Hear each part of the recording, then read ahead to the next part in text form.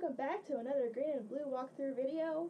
Today, Rihimesama, me, and her unbox many 2DS, 3DS games, or played on 2DS. So I've got Ultra Sun and Ultra Moon, Alliance Alive, Radiant Historia Perfect Chronology, and Ethereum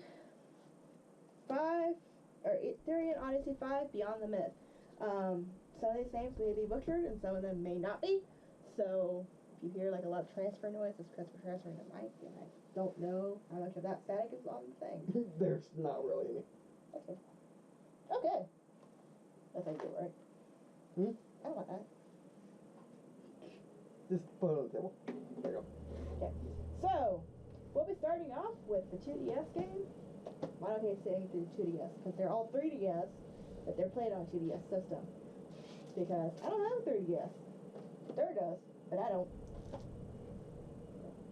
Supposed to be facing the general direction of your face. There you go. Yay! Okay. So, you're going to have to pick that up because we're going to have to do this. Okay, in my hands. So, we're going to try to make this video shorter. This is part of me where I come in and unbox on Dir's channel.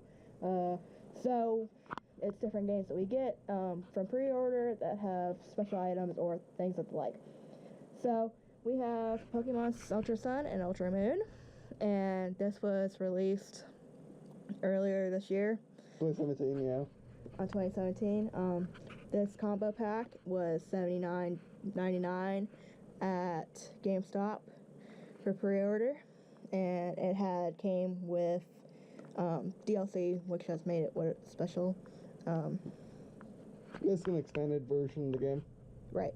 And basically what's different about spoilers is from actual Sun and Moon games is that not a whole lot's different. There are some aspects that are different, but like as far as the lineup, it's not really all that different. So, unboxing. These games do not have the actual games in them because I'm impatient, but I promise I will get better. He was just Ender was very sick at the time, so we didn't do a lot of unboxings, and it's been a while since these came out. Yeah. So, we decided to push through. That was what I didn't do unboxings for a long time. Not the recent. These are the covers for the two games, Ultra Sun and Ultra Moon. These are the new legendaries, of course, that are on Deluxe. And I believe this is the first time they were sold together. Yeah, I think. Or a Pokemon game were sold together. I don't think they were ever really like included, like together. Now, when they do this, they also change the variation of the box. So there's different color schemes and different lighting. Purple for Moon, red for Sun. Yep, and it shows even the different lichen rocks, which is cool. So, and what's really cool is like these actual like bindings. So it came with a bunch of different little cards. She already used the codes. Yes, I did already use the code, so don't even try. Most of these, if you see the code on any of the boxings that I've done, I've already probably used the codes because they're my codes and I paid for them and I'm selfish. Sorry! But anyway, so this code was for 200 Pokeballs. So there's 100 Pokeballs for each game. And this will be classified as limited edition for me. Yeah. So, first we have Mewtwo, and I think... I've been seeing these yet, by the way. Yeah. And these were all saran wrapped when we got them. Or not saran wrapped, but they were like packaged with the wrap. Shrink wrap. Shrink wrap. Yeah, there you go. Okay, so it's got the legendary Mewtwo on it, and it's got like a weird color scheme for Mewtwo. So on the back, it shows where they originally appeared in, the Pokemon, and then it says they've been training Have You, Mewtwo's number, and then it was created by a scientist after years of horrific gene splicing and DNA engineering experiments, which I think is really cool because I actually have a major and AAS degree, laboratory biotechnology. So it tells the category, the typing, the abilities, the gender, the height, and the weight, and the villain that is actually present for that specific legendary, and it tells you that this came with Ultra Sun and Ultra Moon. So that is Mewtwo. I never quite liked Mewtwo for whatever reason. I always preferred the original Mew. I think he was portrayed as a jerk Yeah. He got better in the movies, but like the way he was portrayed, I think had a lot to do with how people perceived him. So next we have Lugia. It's a very beautiful Always colors. my favorite. And I'm getting Sapphire mostly for not really, for a lot of reasons, but definitely for him. Okay, so he. Yes, me like in Pokemon. And however, they're going to be offline. They're going to be my offline series.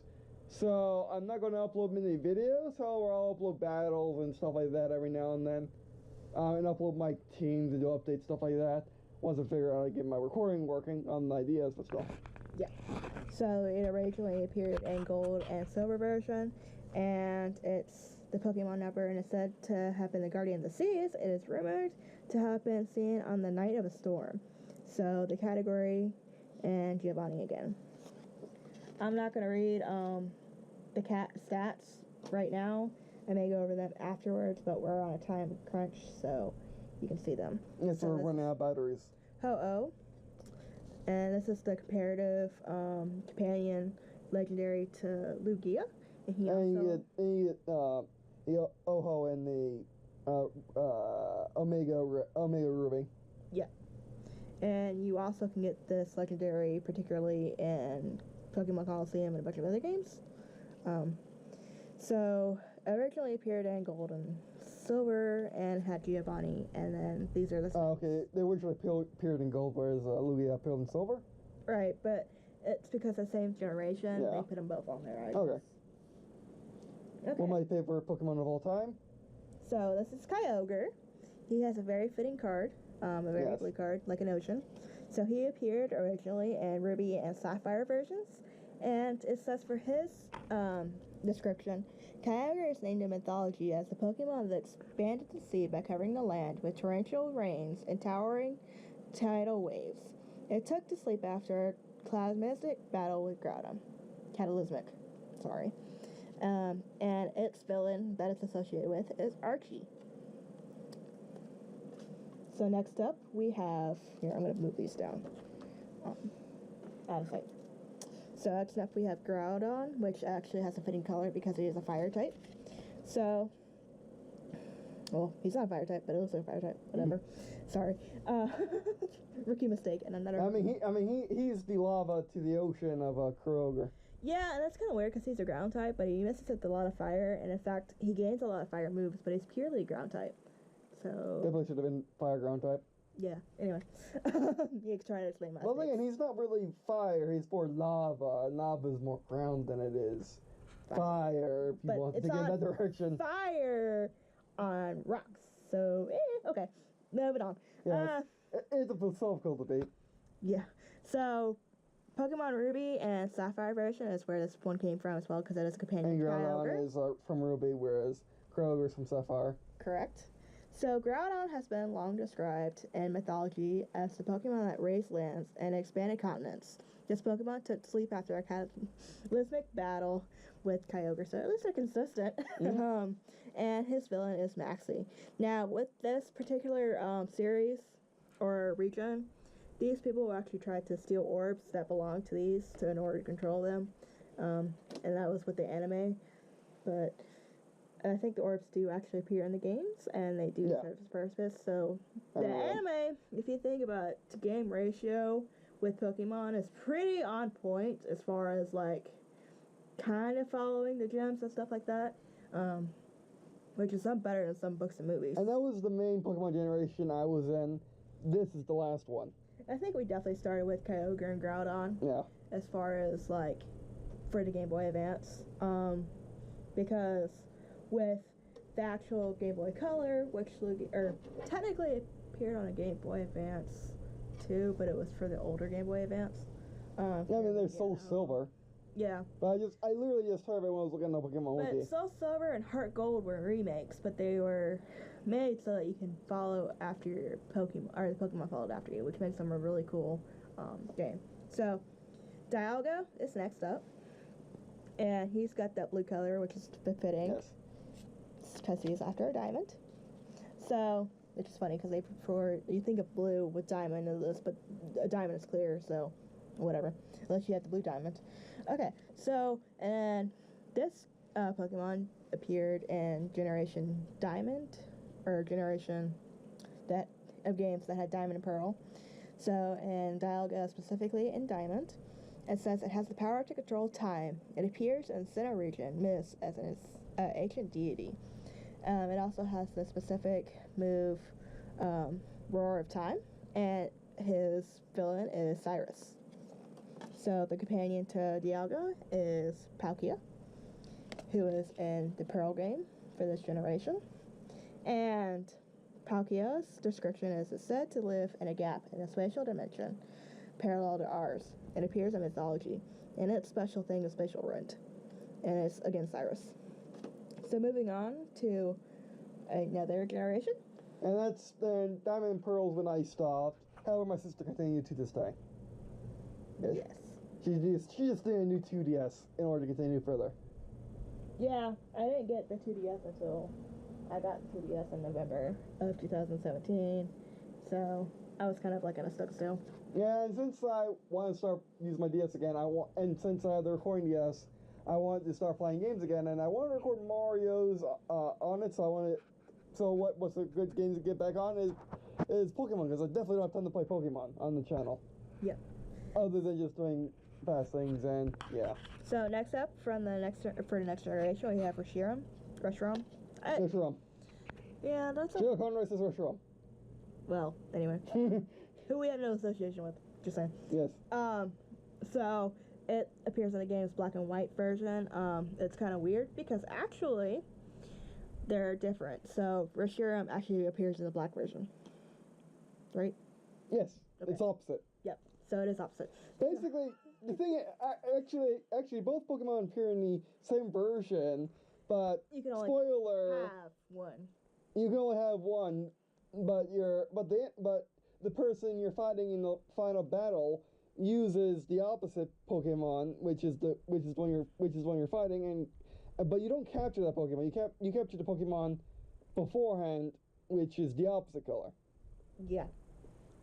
So Reshiram. So the color of the game is the same Pokemon as you're fighting instead of the Pokemon that you're using. Like, not typically of the older. As opposed to older games where they didn't exist at all, other than for the third game. Sorry, getting tired. Yeah. So we're gonna hurry this along again.